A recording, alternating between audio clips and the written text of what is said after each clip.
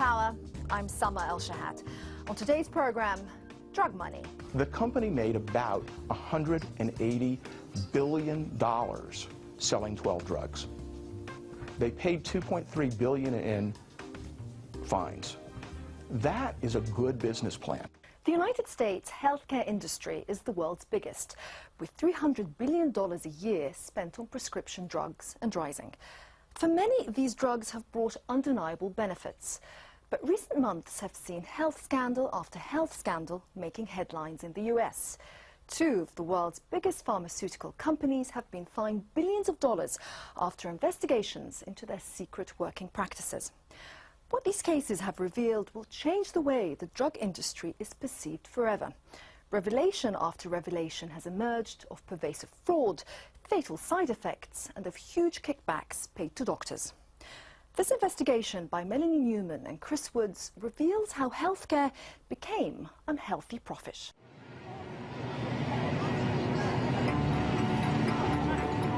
Thanks to modern medicine, many of us are living longer, healthier lives than ever before. But here in America, a disturbing trend is emerging of drug companies putting profits before patients. There's so much money to be made in stealing from the United States healthcare system. One of the things we are now looking at is going after executives in these companies and holding them personally accountable. A decade ago, David was prescribed Risperdal for a psychiatric illness, a drug made by Johnson & Johnson. US authorities had never approved Risperdal for treating his disorder. It had devastating consequences, he says. He's now wheelchair-bound with diabetes and Parkinson's. In a lawsuit against Johnson & Johnson, he blames Risperdal. His lawyers have asked that we protect his identity. All I can say is about Risperdal is, like, I'm holding myself together right now, but between the Parkinson's and the diabetes, it really has done the job on me.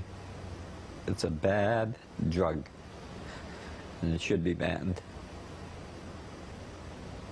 I'm a living example. No life. US regulators have ruled that Johnson & Johnson misled doctors about potentially fatal risks associated with the drug, including diabetes. And did it help you at all? No, no. Psychologically, it didn't do anything for me. It just made me sick. You know, the manufacturer of this drug, Johnson & Johnson, yes. What would you like to say to them?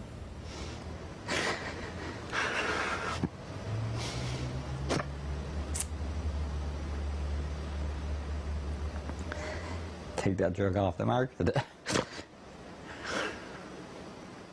Recently, the FDA required manufacturers of several atypical antipsychotics, including Zyprexa, Seroquel, and Risperdal, to add warnings about the increased risk. David is just one of 2,000 people across the US bringing legal actions against Johnson & Johnson, which says the claims are without merit.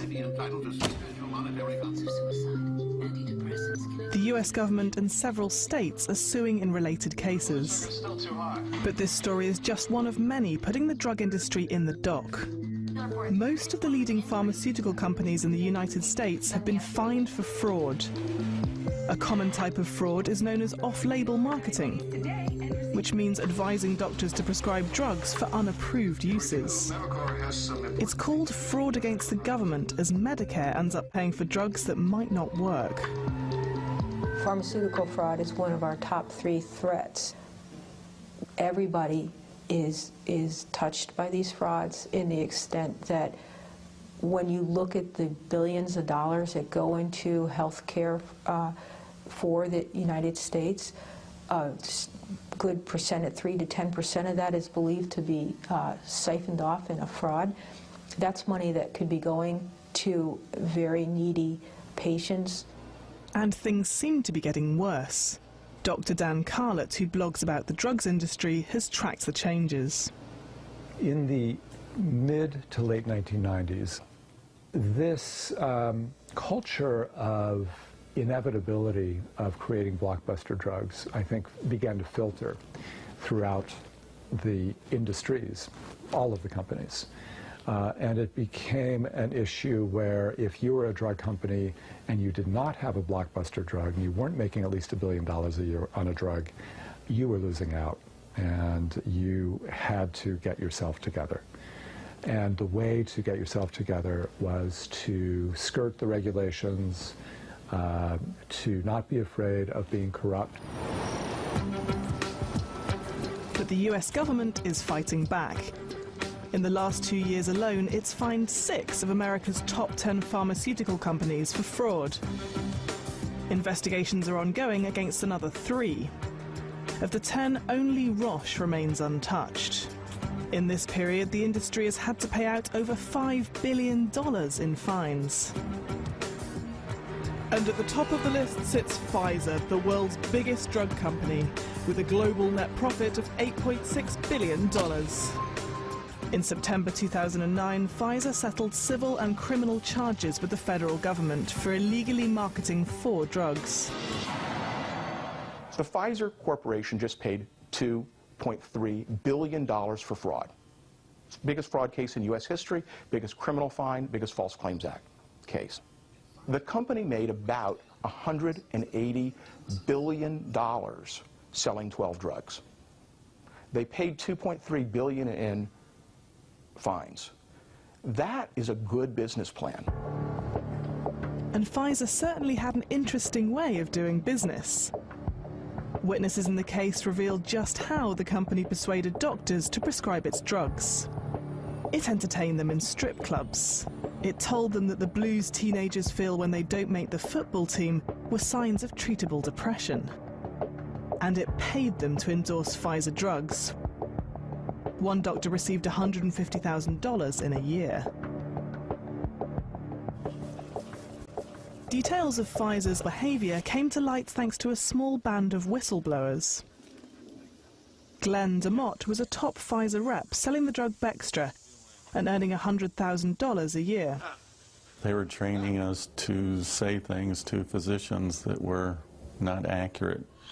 Bextra was not approved to be used for acute pain. And we were out there trying to get standing orders for acute pain. So that just wasn't going to work for me. I didn't even understand why we were doing it. When DeMott raised concerns with his bosses about their marketing tactics, he was forced out of his job and hasn't worked since.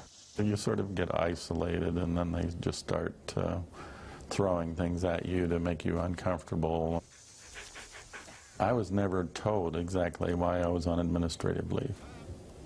I repeatedly asked the question, but they would not respond.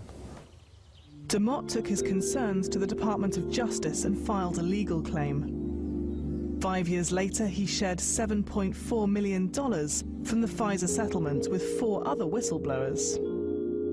Pfizer told us it accepted full responsibility for improper past promotional practices related to Bextra and 1 other drug.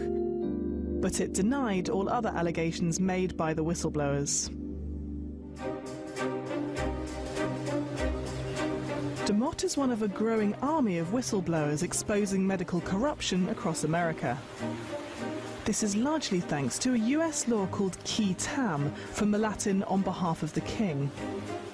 It allows individuals with a knowledge of fraud against the government to bring a legal case on its behalf and share in the proceeds.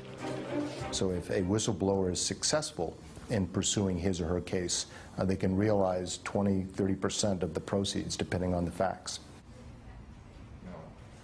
Lewis Morris is chief lawyer for the gigantic US Health Department. He's increasingly using qui tam and whistleblowers to expose drug industry corruption. They bring in information that we would not likely discover just through looking at documents, for example. They've been in the corporate suites when the fraud was hatched. They were in the marketing department when the scheme to enlist doctors was cooked up. So they bring in tremendous intelligence into our effort. But qui tam has fierce critics. Harvard University's Professor Thomas Stossel, who has received millions of dollars in advisory fees from drug companies, is one of them. He's adamant that qui tam is all about clever lawyers selecting isolated evidence from a sea of documents. We have a prosecutorial extortion racket.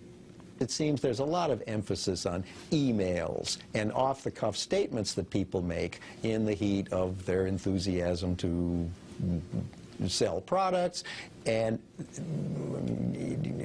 that whether that's worth billions of dollars, I'm not so sure.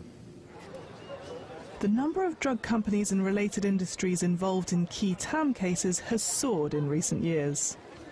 Today, there are almost 1,000 outstanding key TAM healthcare cases, each of which has the potential to cost the industry millions. And the law is having a longer-term impact on how the drug industry operates. Pfizer wasn't just fined, it also had to sign binding agreements forcing it to publish certain information. These agreements and the cases themselves have blown apart the secretive world of Big Pharma. For the first time, we can see millions of dollars in payments to doctors throughout the US. The amount of money, the amount of payola, the kickbacks that doctors get is absolutely jaw-dropping. In the cancer industry, the amount of money they were making was 60–70% of their money was based on kickbacks. But again and again and again, it's just astounding how little money it takes for a doctor to sell out a patient. Dr. Dan Carlett was once on the industry's payroll, giving talks to fellow doctors about drugs. Obviously, a Fortune 500 company paying you money to talk to doctors, they're expecting something out of the bargain, and I knew that. What I wasn't aware of was how strong the pressures and the incentives would be for me to tweak and slant the kinds of, the ways that I deliver the information to the doctors. Drug companies Pfizer, Eli Lilly, GSK and Merck now publish physician payment figures online. In 2009 alone, they paid doctors in the United States an estimated $200 million. These vast sums pouring into the medical profession are having far-reaching consequences. Lawyer Steve Scheller has seen this firsthand. A veteran of medical lawsuits, he's now involved in a fight with Johnson & Johnson. We've heard Risperdal accused of causing diabetes and Parkinson's. Scheller says that in adolescent boys, the drug can cause other serious complications. We have, at this time, approximately 50 children and teenagers who've developed gynecomastia, which is growing breasts, as a result of risperidone or Risperdal. Now, several of our clients have had mastectomies, double mastectomies, as a result of, if you're a teenage boy and you're running around with breasts, and obviously it's going to affect you very, very substantially. It's one of the worst injuries I've ever seen in terms of its permanent effect.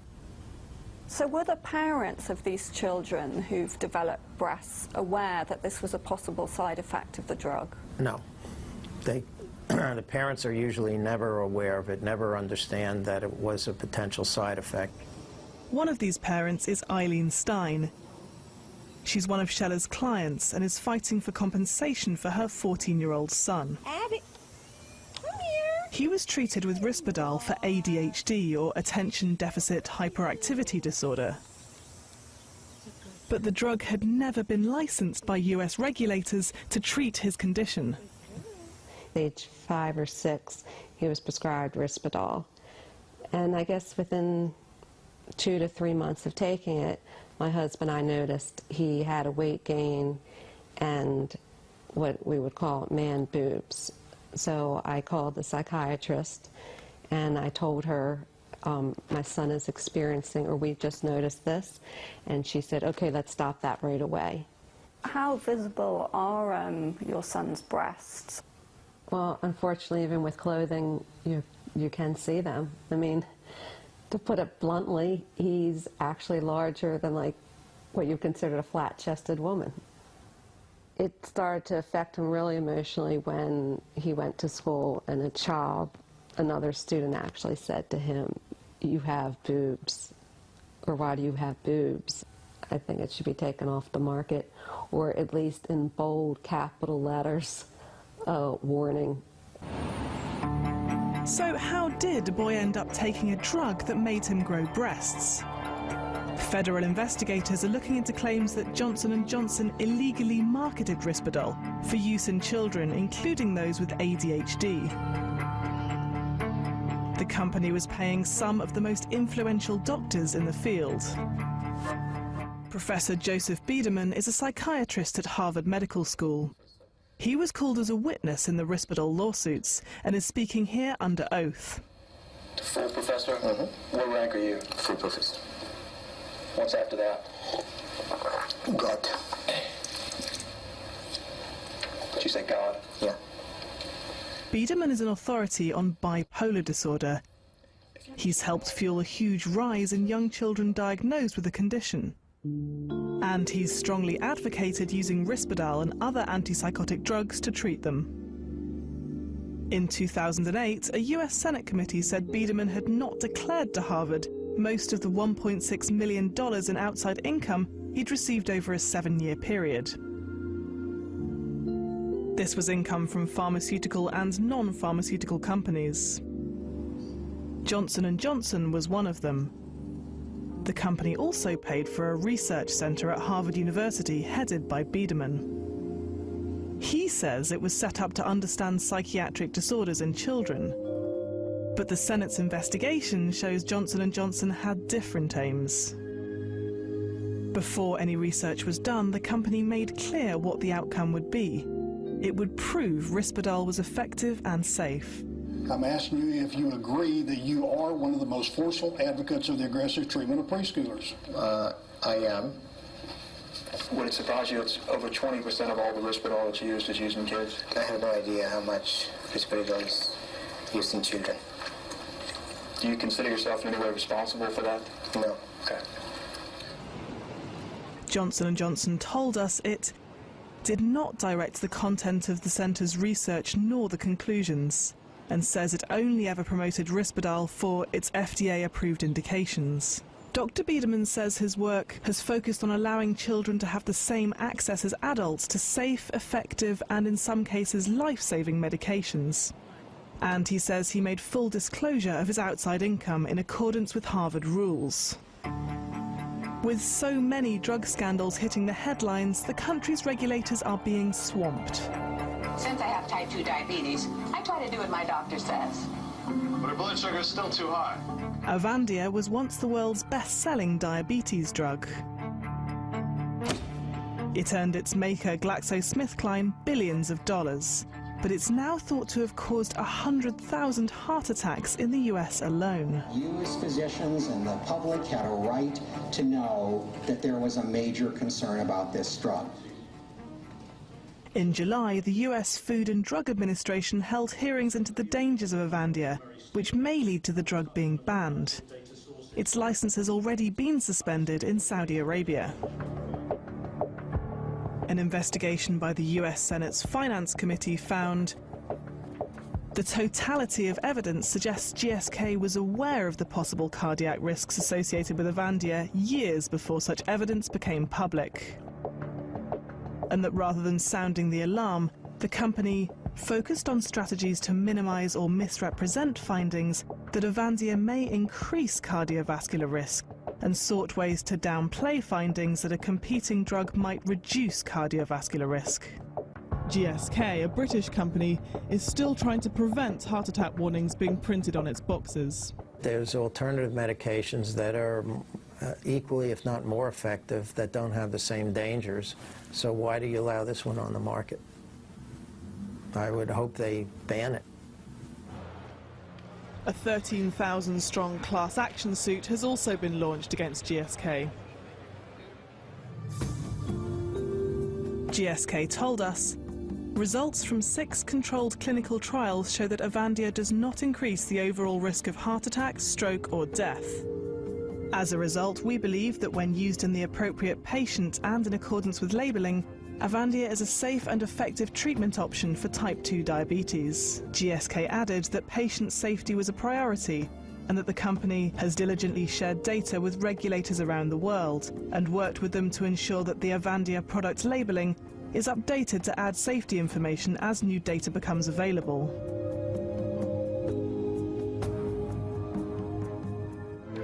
You may be entitled entitled to substantial monetary... Many of America's leading pharmaceutical corporations appear mired in corruption.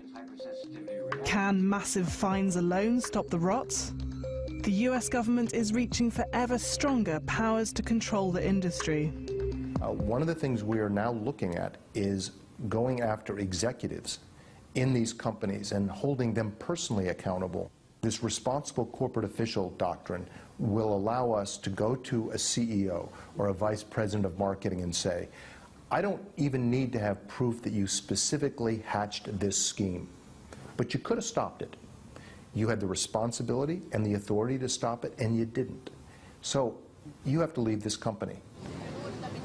And as this investigation has learnt, the Department of Health is even considering breaking up drug companies found guilty of corrupt and unethical practices. In the drug industry, we have a case that is moving to final resolution, where we are going to be requiring a subsidiary and all the package of the subsidiary, its assets, its products, must be sold off to a third party. The parent company can no longer own that part of the company. No drug company would speak to us on camera. The industry body did issue a statement saying it believes that compliance with healthcare fraud laws is critically important and that it seeks a balance between appropriate enforcement and preventing unnecessary litigation. Thousands of US doctors continue to take cash payments from the industry and argue that they're doing nothing wrong at all. My wife and I go to Zambia twice a year. We do medical and dental work in rural communities. Could never have done that if I had to live off my academic salary. So freedom, the freedom to do things such as work with industry, which I think adds value, everything I do I think adds value, has enabled good patient care in a place where I never would have been able to do it before. So I'm proud of the money I've made, and I wish I could make more. Can you put a figure on it?